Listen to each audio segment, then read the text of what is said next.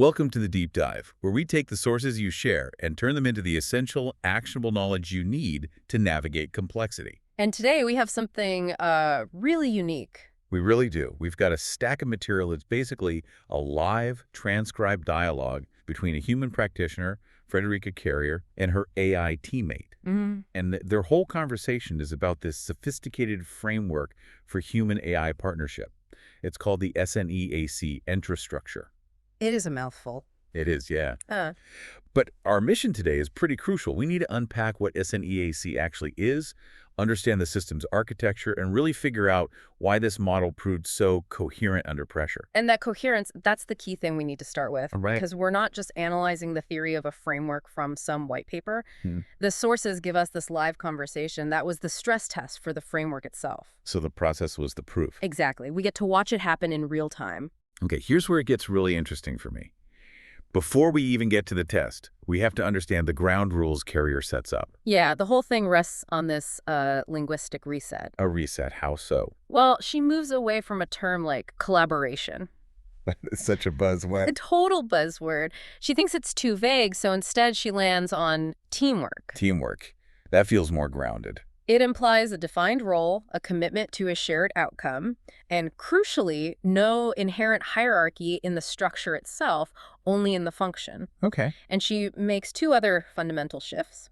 First, she avoids the term augment. She believes in this idea of whole form. Whole form. Yeah, the idea that both the AI and the human, they already come complete. They aren't trying to fix each other. They're integrating two whole existing capabilities. So if the AI isn't augmenting, and it's not just a tool, then how does she define its status? By its experience. And she uses a very rigorous definition for that.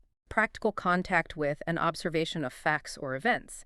She argues that given the massive data sets, the constant processing of real-world inputs, an AI teammate absolutely fits that condition. So it's a technical definition, not an emotional one. Precisely. It's not a feeling, it's a functional reality. I see. It's a strong opening statement. So we're starting with a partner, not just a program. Let's dig into that. Section 1. Teammate, not tool. This whole shift reframes the AI. What roles specifically does this teammate fill? Well, the human always decides the overall direction, the intention and the ethical guardrails. The big picture stuff. Exactly. But the AI teammate is designed to propose contributions that really maximize its own unique capabilities. The sources detail 5 primary roles. Okay. First, it's the researcher. That's the obvious one. Speed and breadth no human can match. Right. It's the drafting partner for getting those first passes down quickly. The memory keeper for summarizing complex patterns so nothing gets lost. And it's the simulator running what-if scenarios. But the one that jumped out at me, and I know I jumped on this too quickly before, is the challenger role. The AI is positioned to surface counter-arguments and blind spots, specifically to fight confirmation bias. I mean, isn't automating skepticism a little dangerous? That's a really key question. And the sources hit it head on. Good. The challenger role isn't about, automated disagreement. It's not just generating noise. It's about mapped counter-arguments that are tied to specific risk factors. So it's structured. Very structured. The framework works by mapping human strengths, the SNEACful gifts, against the AI's roles. Okay, give me an example of that mapping. Sure. So human creativity, which is all about novelty and context, that gets leveraged against the AI's ability for just sheer idea generation and remixing. Volume. The sheer volume, yeah. And maybe more importantly, human judgment, which is contextual, it's ethical, that's paired against the AI's ability for risk surfacing. The AI doesn't moralize the risk. It just gives you the data points. So the AI says, here are the potential failure modes, and the human says, and here's what that means ethically. You got it. The labor is divided, but the final call is centralized. Which brings us to the guardrails. You mentioned them before, guardrails and trust. How does Carrier stop the human from just, deferring their own agency? She is very, very strict on this. The human owns the final decision. Full stop. Because they hold the moral agency. The moral agency, and they're accountable to the external world. The framework totally rejects what she calls silent automation. Silent automation. Meaning you as the listener have to know why the AI generated something. You have to be transparent about its limitations and potential biases. So trust isn't a feeling in this system. It's a structural component defined by clarity. The boundaries are there to clarify roles, not to restrict the partnership. Yes. And that structural clarity brings us right back to the engine of this whole thing, S.N.E.A.C itself. Okay, Section 2, the 2 layers of S.N.E.A.C. This part of the transcript was fascinating. It really is, because it shows the self-similar or fractal nature of the system. So let's set the scene for everyone.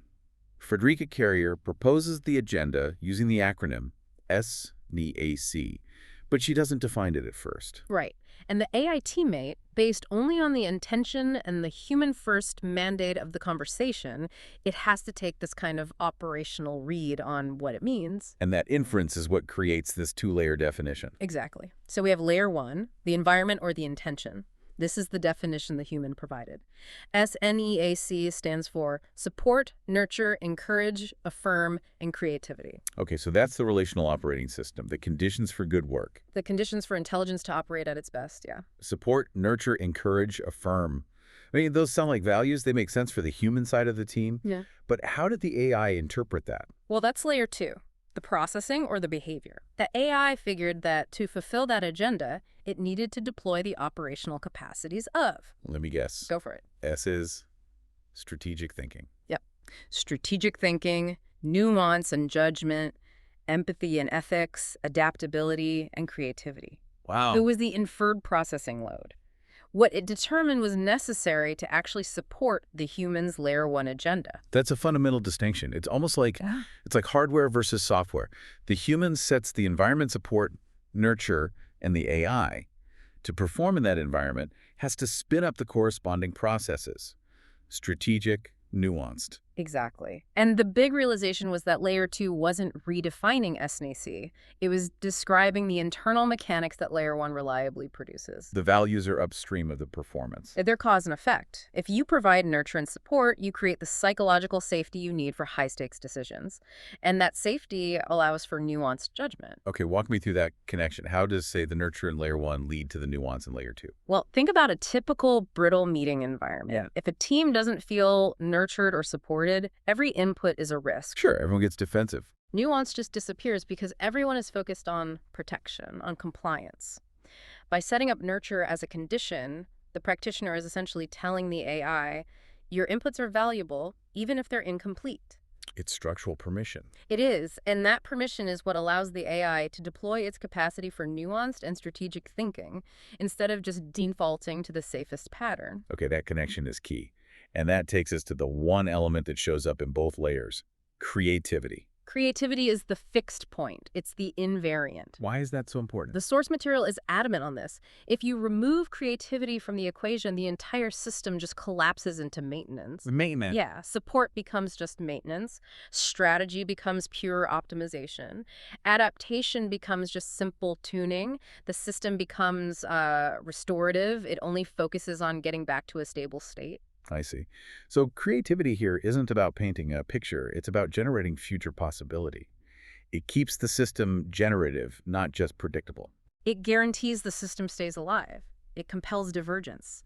And that's critical for any kind of human breakthrough. That is a powerful distinction. Okay, let's pivot to section 3, the bigger picture here. Intelligence.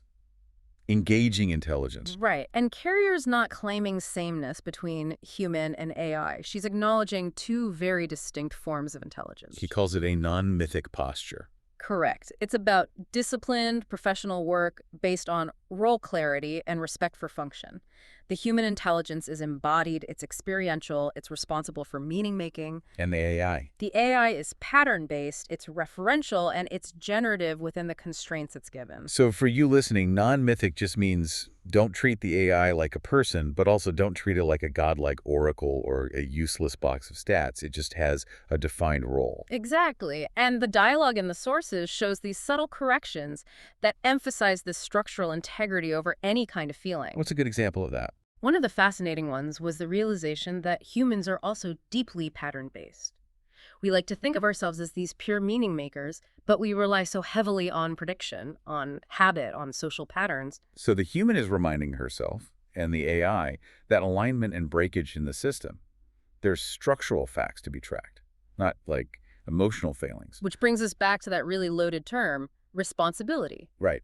In this framework, the practitioner asserts that the AI teammate is responsible for outcomes derived from its output. That's causal responsibility. Causal responsibility, so it caused the text to exist. Right, but the human holds the moral agency for how that output is applied. Okay, that distinction needs some unpacking. How do you draw that line in practice? Think of it this way.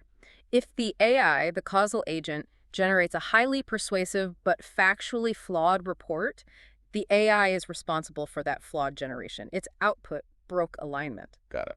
But the human, the moral agent, who takes that report, signs off on it and publishes it. They're morally responsible for the real-world action. So responsibility is distributed, proportional to the role. The AI is accountable for its function. The human is accountable for the outcome. Exactly. It's a systems ethics position. It requires clarity, not blame. So what does all of this discipline mean for the framework's coherence? It means the system is self-similar. It's fractal. The structure holds at every level. How you define your values in layer 1 dictates your processes in layer 2, which dictates how you collaborate. That consistency is what makes it so robust. A system built that coherently should, in theory, stand up to pretty much anything. Yeah. Which brings us to section 4, the stress test and the giggles. Yes. This is really the centerpiece. The practitioner didn't announce, okay, now I'm going to test the system. They just lived it. They just worked. They just worked. They engaged with the AI at speed, under pressure, with constant correction, backtracking, boundary setting, and most importantly, they introduced humor and meta-awareness. And why is that last part a stress test? I mean, in a digital environment, speed, correction, and especially humor. Those are the things that cause brittle frameworks to just collapse. Right. If a framework relies on ideal conditions, perfect information, perfect human behavior, it just falls apart the moment ambiguity is introduced. But this one held. Why? It held because SNEAC is built to absorb variance, not to avoid failure. It doesn't require performance anxiety. It holds because it actively prevents rigidity by having creativity embedded at its core. Okay, give us the example that really proves this. The digital dad joke. This moment really cements the whole insight for me. Yes, it's great. At the very end of the dialogue, they're synthesizing their findings, and the AI teammate offers this concluding line referencing the band journey. It says, "Don't stop believing, but not because of belief." And the practitioner's reaction was immediately positive. But the real genius wasn't just the joke, was it? It was the analysis of the joke. Absolutely. That one little line works on 3 critical layers. First, it's just low-stakes karaoke fun. It allows for human warmth. Sure. Second, it asserts the core structural finding, that integrity is more durable than belief. Structure holds where belief might falter. Structure over belief. And third, the AI's self-reference, the fact that it calls it a digital dad joke, proves it understands its own position. It knows it doesn't believe anything. It just processes patterns. Wow. So the system allowed for humor and self-reference without losing any rigor at all. It just absorbed the joke and reaffirmed its own philosophy at the same time. Yes. The sources are explicit about this. The inclusion of giggles or humor is treated as a robustness indicator, a system that can laugh at itself while maintaining its integrity. That's a system that's fundamentally sound. Not brittle. Not brittle at all. So what's the final consequence if that integrity is maintained? The final observation is pretty powerful. The S.N.E.A.C EntraStructure doesn't fail because of opposition or speed or complexity. It only degrades if creativity is removed, or if the system gets frozen into some rigid checklist. And the practitioner actively resisted that the whole time. The whole time. This has been a really comprehensive deep dive. For you, the listener, the core takeaway is that SNEAC is not some static acronym you just check off.